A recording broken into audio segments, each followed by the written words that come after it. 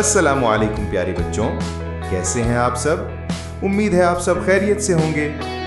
आज की हमारी कहानी का उन्वान है सच बोलने का इनाम।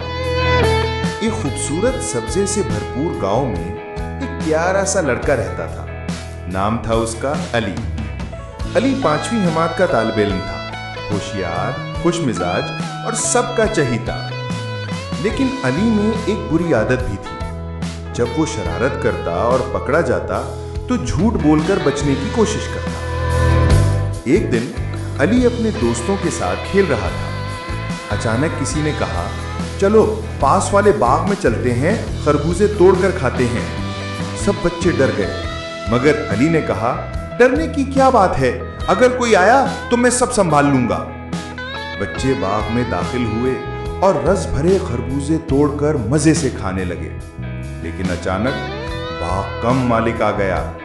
उसने गुस्से से पूछा, ये खरबूजे किसने तोड़े? सब बच्चे सहम गए, मगर अली ने हिम्मत की, आगे बढ़ा और अदब से बोला, चचा जी, ये गलती हमसे हुई। खरबूजे बहुत प्यारे लगे, दिल ना माना तो तोड़ लिए। हम शर्मिंदा हैं, माफ कर दें। चाचा पहले गुस्से में था, लेकिन जब अली की सच्चाई और मासूम लहजा सुना तो मुस्कुरा दिया। नरमी से बोला, बेटा, तुमने सच बोला, इसीलिए मैं तुम सबको माफ करता हूं। जो सच बोले वो हमेशा इज्जत पाता है। अली के सब दोस्त हैरान थे। उस दिन अली ने दिल से फैसला किया कि वो आइंदा कभी झूठ नहीं बोलेगा। कुछ दिन बाद स्कूल में सच के फायदे पर एक मुकाबला हुआ। अली ने वही सच्चा वाकया लिखा। नतीजा आया और अली को पहला इनाम मिला।